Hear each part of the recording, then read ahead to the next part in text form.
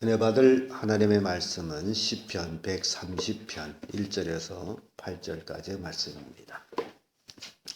시편 130편 1절에서 9절까지의 말씀 찾으셨으면 교독합니다. 제가 먼저 읽습니다. 여호와여, 내가 깊은 데서 주께 부르짖었나이다. 주여, 내 소리를 들으시며 나의 간구와 소리를 들으시소서. 여호와여, 주께서 죄악을 감찰하실진대 주여 누가 서리이까? 그러나 사유하시니 주께 지금 주를 경외하게 하시니이다. 나 곧 내 영혼이 여호와를 기다리며 내가 그 말씀을 바라는도다. 가수분이 아침을 기다림보다 내 영혼이 주를 기다리니 참으로 가수분이 아침을 기다리는 것보다 더하다. 이스라엘아, 여호와를 바랄지어다. 여호와께서는 인자하심과 풍성한 구속이 있음이라. 그가 이스라엘을 그 모든 죄악에서 구속하시니라. 아멘. 이 말씀으로 주를 바라는 자, 이런 제목으로 말씀을 나누겠습니다. 우리는 해바라기를 너무너무 잘합니다. 참 신기해요. 해바라기, 말 그대로 해바라기입니다. 머리를 해 따라 돌아가요. 정말 신기합니다. 그런 모습을 보면서 예수 그리스도가 해라면 나는 주님을 바라보며 살고 있느냐. 해바라기 해를 따라서 머리를 돌아가거든요.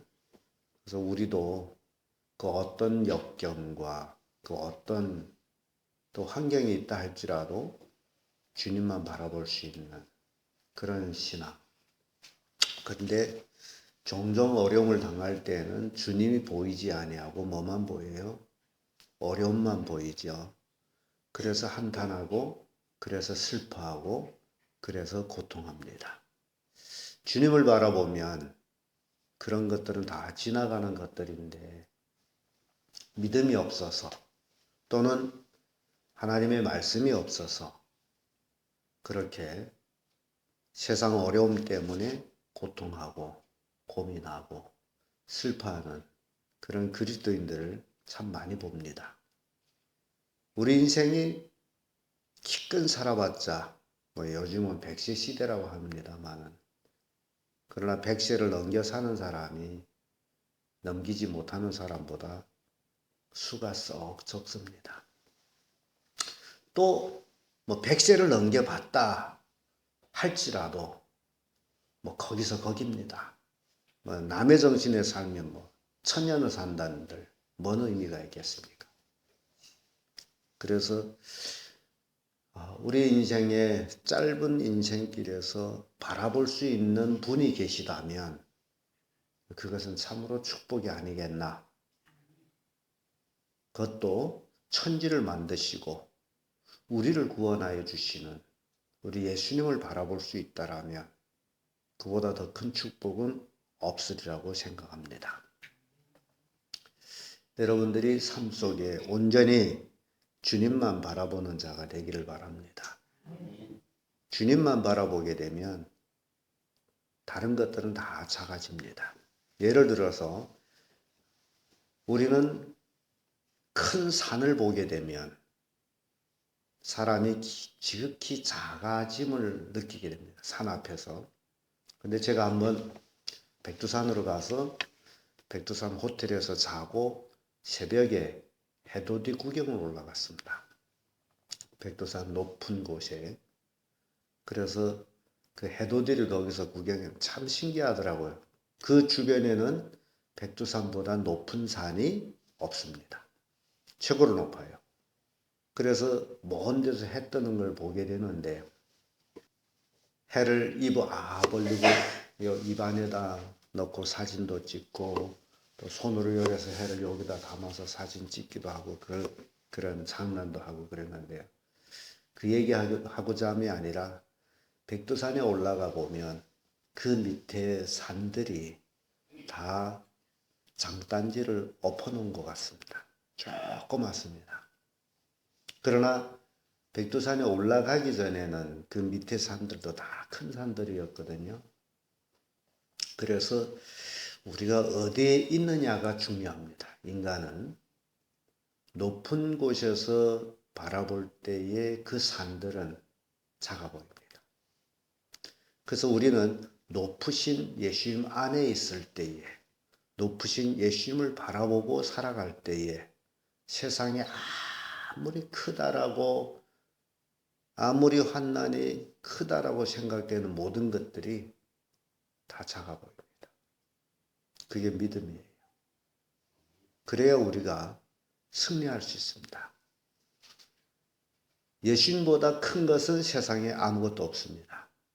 근데 우리가 믿음이 없을 때는 가끔 환난 풍파, 그것이 더 커 보여서 낙담한다라는 겁니다. 그래서 오늘 본문의 말씀을 통해서 우리가 살펴볼 때에 주를 바라보면 어떻게 되느냐라는 것을 교훈하고 있습니다.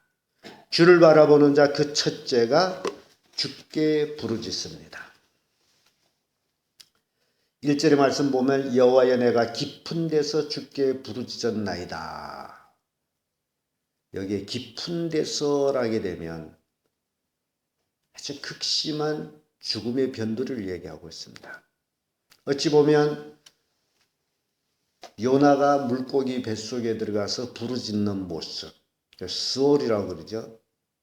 음부라고 그럽니다. 그런 죽음에서의 부르짖음. 인간은 이 땅에 살면서 죽음보다 더 무서운 건 없습니다. 그런데 그 죽음의 변두리에서 할 수 있는 일이 있다면 뭐예요? 주께 부르짖는 일이죠. 정말 대적이 강해서 나를 삼키려고 할 때에 주께 부르짖는다면 그건 믿음입니다. 그래서 사도 요한의 제자 폴리캅 같은 사람, 그런 사람은 화형 속에서 주께 부르짖는 모습을 우리가 보게 되죠. 불로 태워 죽이는 그 험악한 환경 속에서도 주를 향하여 부르짖을 수 있다라는 것, 그게 믿음입니다. 주를 바라보는 자는 주를 위해서 그렇게 죽임을 당할 수도 있고 주를 향하여 부르짖을 수도 있다라는 겁니다. 요엘 2장 2절의 말씀 보면 누구든지 여호와의 이름을 부르는 자는 구원을 얻으리니 라는 말씀이 있습니다. 우리의 구원의 하나님, 주의 이름을 부를 수 있는 자. 디모데후서 2장 19절에도 주의 이름을 부르는 자마다 불의에서 떠날지어다 라는 말씀이 있습니다. 자, 여기 굉장히 중요한 이치를 우리에게 교훈하고 있습니다. 주를 향하여 부르짖는 자는 어디에서 떠나야 된다는 거죠? 불의에서 떠나야. 그래서 오늘날 잘못된 신앙생활하는 사람들이 굉장히 많아요. 자기의 일상생활은 불의의 삶을 살면서 어려움을 당하게 되면 누구를 향해 부르짖습니까? 주를 향해 부르짖. 그 기도가 어떻게 하나님 앞에 상달되겠느냐라는 겁니다.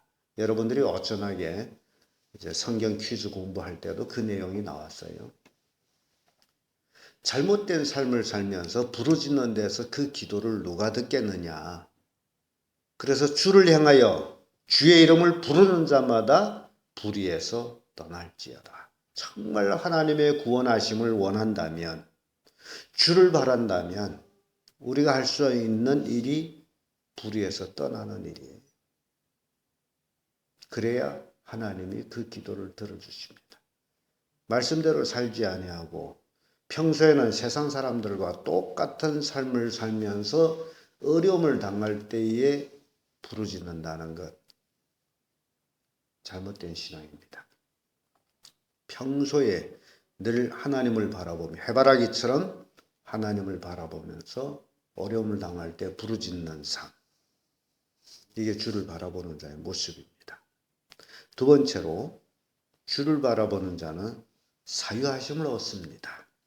4절의 말씀 보면 그러나 사유하심이 주께 있으면 주를 경외케 하심이니이다.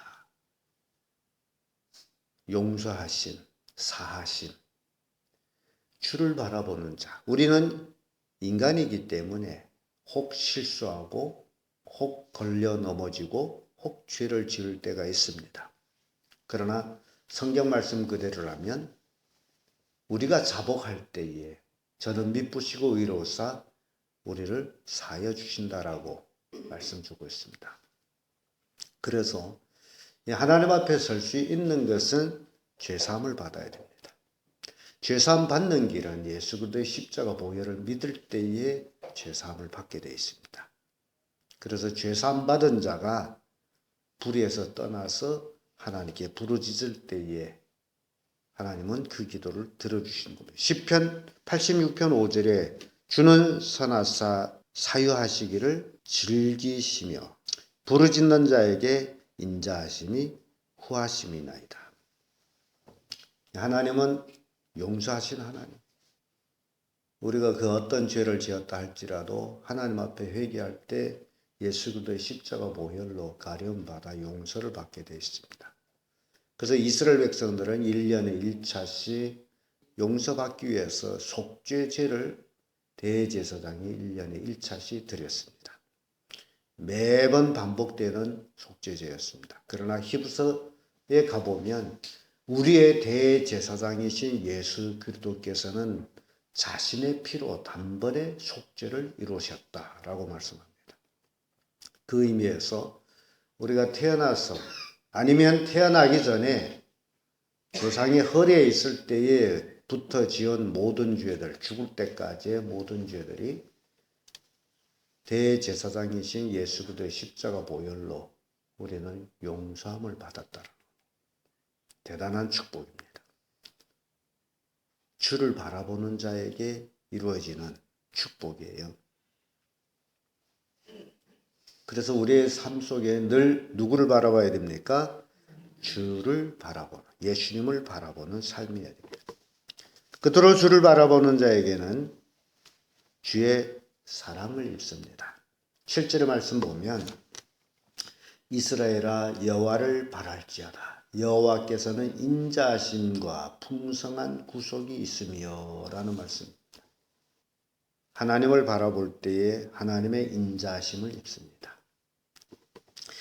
시편 145편 8절을 보면 여호와는 은혜로우시면 자비로우시면 노하기를 더디하시나니 라는 말씀이 있어요. 우리는 매일매일 하나님의 은혜로 삽니다. 은혜. 하나님의 은혜가 없으면 우리는 살 수가 없습니다. 하나님의 은혜를 우리는 늘 얻고 살면서도 하나님의 은혜를 망각하고 불평불만합니다. 우리가 산다는 자체가 하나님의 은혜예요. 그걸 깨달아야 됩니다. 숨을 쉴 수 있다는 게 하나님의 은혜입니다. 왜냐하면 숨 쉬는 힘이 내게 있는 것이 아니기 때문에. 죽는 사람들을 보면 숨 쉴 힘이 없어서 죽습니다. 그 힘이 있어야 되는데 힘이 없어요. 그래서 우리는 하나님의 힘으로 삽니다. 하나님 힘이 없으면 우리는 순간에 작대기처럼 쓰러지고 하나님의 은혜가 아니면 아무것도 할 수 없습니다.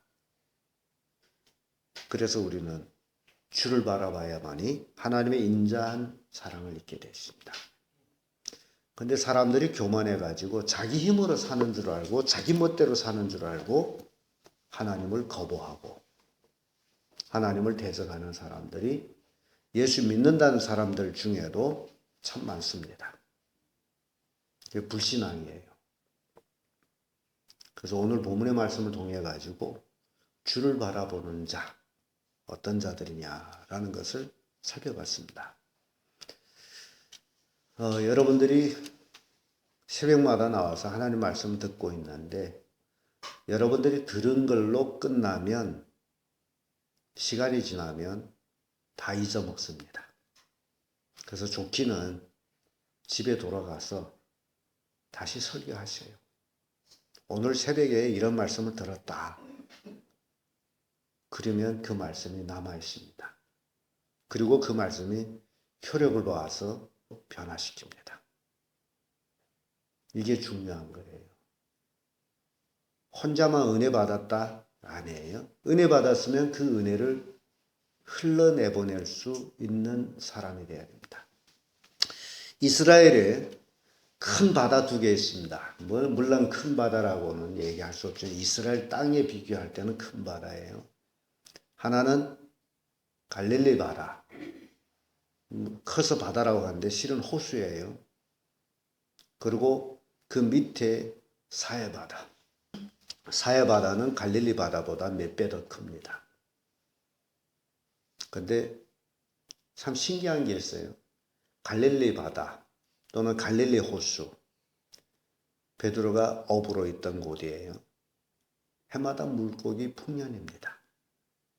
그래서 이스라엘을 풍요롭게 하는 중에 하나의 호수인데, 그리고 그 밑에 있는 사해바다, 거기에는 물고기 한 마리도 없습니다. 말 그대로 죽은 바다예요. 소금 용도가 너무 높아가지고 사람도 들어가면 둥둥 뜹니다. 사해바다는. 그래서 사해바다에 피부병 있는 사람들이 많이 가서 치료받고 있습니다. 그 물에 들어가서 소금물에 몸을 씻고 나와서 또 단수물로 몸을 씻고 그런 곳이에요. 근데 사해바다는 갈릴리 바다보다 몇 배 더 크지만은 물고기 한 마리도 없는 죽은 바다. 갈릴리 바다는 사해바다보다는 적지만은 늘 물고기 풍년이 되는 바다. 그래서 그 이유를 물론 여러 가지로 말씀을 합니다만은 쉽게 생각할 때 갈릴리 바다는 위에서 내려오는 자그마한 물이 있습니다. 그리고 갈릴리 바다는 요단강을 통해 가지고 사해바다에 물을 나눠줍니다. 근데 사해바다는 물을 받아 먹기만 하고 보내주지를 않습니다. 나눠주지를 않아요. 그래서 결국 죽음의 바다가 됐습니다. 그 원리를 여러분들한테 말씀을 드려요. 여러분들이 은혜를 받고 그 은혜를 여러분들이 혼자만 가지고 있으면 그것은 썩어 없어집니다. 여러분들이 새벽마다 나와 받는 은혜, 또 예배 때마다 받는 은혜를, 그 은혜를 받았다면 가서 가르쳐야 돼요. 그러면 여러분 믿음이 한층 더 성장하고 말씀이 능력을 입게 되고 가족은 변하게 되어 있습니다. 근데 그걸 안 하면 여러분들이 받은 은혜는 다 썩어서 없어집니다. 이해가 됩니까? 근데 아멘만 해서 안 돼요. 실천하는 게 아멘이에요.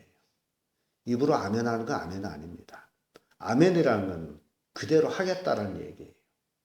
그러면 여러분 가정은 정말 주님을 바라보는 가정으로서 여러분들이 어려움을 당할 때 주께 부르짖으면 주께서 즉각 들어주시고, 여러분 가정에 잘못된 어떤 죄악들이 있다면 하나님께서 사하여 주시고 하나님의 사랑 가운데 복받는 그런 가정이 됩니다. 뭘 원하세요? 주를 바라보는 삶을 산다는 것이 바로 이런 것입니다. 혼자 은혜 받고 머리 끄덕거리고 깨달았다 하는 것은 아무것도 의미가 없어요. 그것을 여러분들이 받은 은혜, 여러분들이 깨달은 그 깨달음을 가족에게 전할 때에 진짜 깨달음과 은혜가 된다는 사실입니다. 그렇게 사시는 여러분들이 되어서 날마다 주님을 바라보기를 예수님 이름으로 축복합니다. 기도하겠습니다.